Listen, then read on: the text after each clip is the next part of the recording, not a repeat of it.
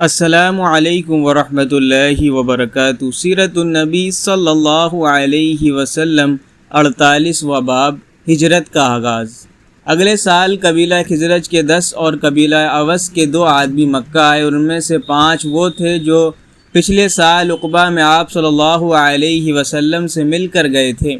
ان لوگوں سے بھی آپ صلی اللہ علیہ وسلم نے بیعت لی۔ آپ صلی اللہ علیہ وسلم نے ان کے سامنے سورۃ النساء کی آیات تلاوت فرمائی۔ بیعت کے بعد جب یہ لوگ واپس مدینہ منورہ جانے لگے تو آپ صلی اللہ علیہ وسلم نے ان کے ساتھ حضرت عبداللہ بن ام مکتوم رضی اللہ تعالی عنہ کو بھیجا۔ آپ صلی اللہ علیہ وسلم نے حضرت ابو مصعب بن عمیر کو بھی ان کے ساتھ بھیجا تاکہ وہ نئے مسلمانوں کو دین سکھائیں، قرآن کی تعلیم دیں۔ انہیں قاری کہا جاتا تھا۔ یہ مسلمانوں میں سب سے پہلے آدمی ہیں جنہیں قاری کہا گیا۔ حضرت مصعب بن عمیر رضی اللہ تعالیٰ نے وہاں کے مسلمانوں کو نماز پڑھانا شروع کی۔ سب سے پہلے جمعہ بھی انہوں نے ہی پڑھایا۔ جمعے کی نماز اگرچہ مکہ میں فرض ہو چکی تھی، لیکن وہاں مشرکین کی وجہ سے مسلمان جمعے کی نماز ادا نہیں کر سکے۔ سب سے پہلے جمعہ پڑھنے والوں کی تعداد 40 تھی۔ حضرت مصعب بن عمیر رضی اللہ تعالیٰ نے مدینہ منورہ میں دین کی تبلیغ شروع کی تو حضرت سعد بن معاذ اور ان کے چچا زاد بھائی حضرت اسید بن حضیر رضی اللہ تعالیٰ ان کے ہاتھ پر مسلمان ہو گئے۔ ان کے اسلام لانے کے بعد مدینہ میں اسلام اور تیزی سے پھیلنے لگا۔ اس کے بعد حضرت مصعب بن عمیر رضی اللہ تعالیٰ حج کے دنوں میں واپس مکہ پہنچے۔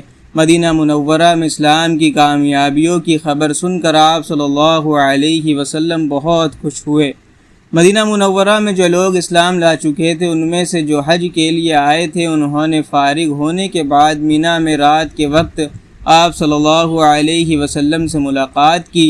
جگہ اور وقت پہلے ہی طے کر لیا گیا تھا۔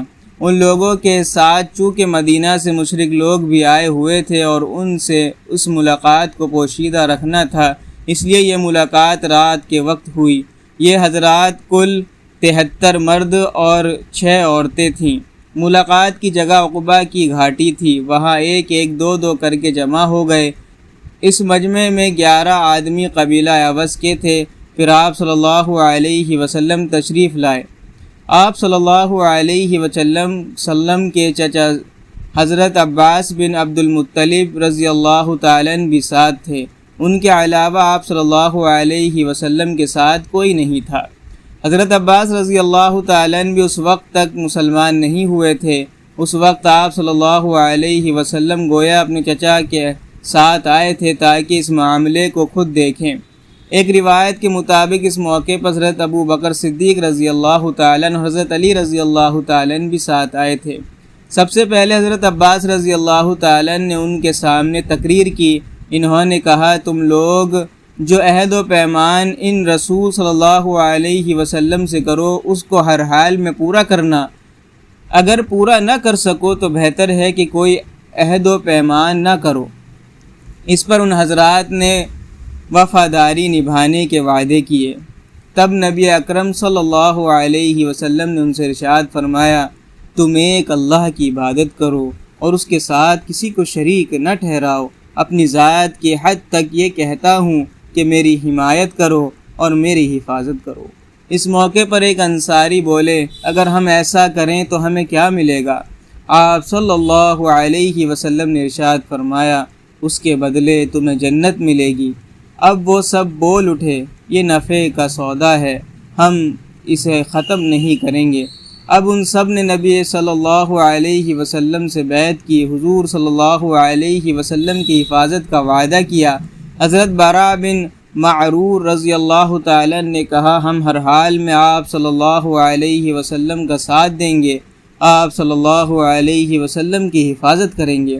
حضرت براء بن معرور رضی اللہ تعالیٰ یہ الفاظ کہہ رہے تھے کہ ابو الہیثم بن اتیام بول اٹھے، چاہے ہم پیسے کو محتاج ہو جائیں اور چاہے ہم قتل کر دیے جائیں، ہم ہر قیمت میں آپ صلی اللہ علیہ وسلم کا ساتھ دیں گے۔ اس وقت حضرت عباس رضی اللہ تعالیٰ عنہ بولے، ذرا آہستہ آواز میں بات کرو، کہیں مشرک آواز نہ سن لے۔ اس موقع پر ابو الہیثم رضی اللہ تعالیٰ نے عرض کیا، اے اللہ کے رسول صلی اللہ علیہ وسلم، ہمارے اور یہودیوں کے درمیان کچھ معاہدے ہیں، اب ہم ان کو توڑ رہے ہیں۔ ایسا تو نہیں ہوگا کہ آپ صلی اللہ علیہ وسلم ہمیں چھوڑ کر مکہ آ جائیں؟ یہ سن کر آپ صلی اللہ علیہ وسلم مسکرائے اور فرمائے، نہیں، بلکہ میرا خون اور تمہارا خون ایک ہے، جس سے تم جنگ کرو گے اس سے میں جنگ کروں گا، جسے تم پناہ دو گے اسے میں پناہ دوں گا۔ پھر آپ صلی اللہ علیہ وسلم نے ان سے 12 آدمی الگ کیے، یہ 9 خزرج میں سے اور 3 اوس میں سے تھے۔ آپ نے ان سے فرمایا، تم میرے جانثار ہو، میرے نقیب ہو۔ ان 12 حضرات میں یہ شامل تھے سعد بن عبادہ، اسعد بن رواحہ، برا بن معرور، ابو الہیثم بن التیہام، اسید بن حزیر، عبداللہ بن عمرو بن حزام، عبادہ بن صامت اور رافع بن مالک رضی اللہ تعالیٰ عنہ اجمعین۔ ان میں سے ہر ایک اپنے اپنے قبیلے کا نمائندہ تھا۔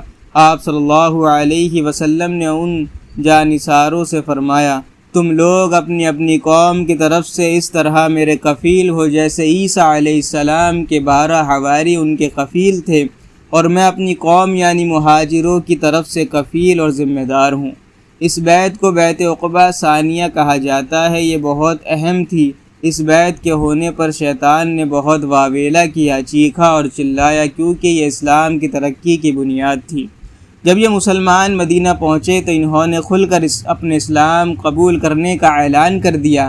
اعلانیہ نمازیں پڑھنے لگے۔ مدینہ منورہ میں حالات سازگار دیکھ کر نبی کریم صلی اللہ علیہ وسلم نے مسلمانوں کو مدینہ منورہ کی طرف ہجرت کرنے کا حکم دیا، کیونکہ قریش کو جب یہ پتہ چلا کہ نبی اکرم صلی اللہ علیہ وسلم نے ایک جنگجو قوم کے ساتھ ناطہ جوڑ لیا ہے اور ان کے ہاں ٹھکانہ بنا لیا ہے، تو انہوں نے مسلمانوں کا مکہ میں جینا اور مشکل کر دیا، تکالیف دینے کا ایسا سلسلہ شروع کیا کہ اب تک ایسا نہیں کیا تھا۔ روز بروز صحابہ کی پریشانیاں اور مصیبتیں بڑھتی چلی گئیں۔ کچھ صحابہ کو دین سے پھرنے کے لیے طرح طرح کے طریقے آزمائے گئے، طرح طرح کے عذاب دیے گئے۔ آخر صحابہ نے اپنی مصیبتوں کی فریاد آپ صلی اللہ علیہ وسلم سے کی اور مکہ سے ہجرت کر جانے کی اجازت مانگی۔ حضور اکرم صلی اللہ علیہ وسلم چند دن خاموش رہے۔ آخر ایک دن فرمایا، مجھے تمہاری ہجرت گاہ کی خبر دی گئی ہے، وہ یثرب ہے یعنی مدینہ۔ اور اس کے بعد حضور اکرم صلی اللہ علیہ وسلم نے انہیں ہجرت کرنے کی اجازت دے دی۔ اس اجازت کے بعد صحابہ اکرام ایک ایک دو دو کر کے چھپ چھپا کر جانے لگے۔ مدینہ کی طرف روانہ ہونے سے پہلے نبی اکرم صلی اللہ علیہ وسلم نے اپنے صحابہ کے درمیان بھائی چارہ فرمایا، انہیں ایک دوسرے کا بھائی بنایا۔ مثلا حضرت ابوبکر صدیق رضی اللہ تعالیٰ عنہ اور حضرت عمر رضی اللہ تعالیٰ عنہ کے درمیان بھائی چارہ فرمایا۔ اسی طرح حضرت حمزہ کو حضرت زید بن حارثہ کا بھائی بنایا، حضرت عثمان کو حضرت عبد الرحمن بن عوف کا بھائی بنایا، حضرت عبادہ بن صامت اور حضرت بلال کے درمیان، حضرت مصعب بن عمیر اور حضرت سعد بن ابی وقاص کے درمیان، حضرت ابو عبیدہ بن الجراح اور حضرت ابو حذیفہ کے غلام حضرت سالم کے درمیان، حضرت سعید بن زید اور حضرت طلحہ بن عبید اللہ کے درمیان، حضرت علی رضی اللہ تعالیٰ عنہ کو خود اپنا بھائی بنایا۔ مسلمانوں میں سے جن صحابہ نے سب سے پہلے مدینہ کی طرف ہجرت کی وہ رسول اکرم صلی اللہ علیہ وسلم کے پھوپھی زاد بھائی حضرت ابو سلمہ عبداللہ بن عبداللہ مخزومی رضی اللہ تعالیٰ عنہ ہیں۔ انہوں نے سب سے پہلے تنہا جانے کا ارادہ فرمایا۔ جب یہ حبشہ سے واپس مکہ آئے تھے تو انہیں سخت تکالیف پہنچائی گئی تھیں۔ آخر انہوں نے واپس حبشہ جانے کا ارادہ کر لیا تھا، مگر پھر انہیں مدینہ کے لوگوں کے مسلمان ہونے کا پتہ چلا تو یہ رک گئے اور ہجرت کی اجازت ملنے پر مدینہ روانہ ہوئے۔ مکہ سے روانہ ہوتے وقت یہ اپنے اونٹ پر سوار ہوئے اور اپنی بیوی ام سلمہ رضی اللہ تعالیٰ عنہ اور اپنے دودھ پیتے بچے کو بھی ساتھ سوار کر لیا۔ جب ان کے سسرال والوں کو پتہ چلا تو وہ انہیں روکنے کے لیے دوڑے اور راستے میں جا پکڑا، ان کا راستہ روک کر کھڑے ہو گئے۔ اس سے آگے اگلی باب میں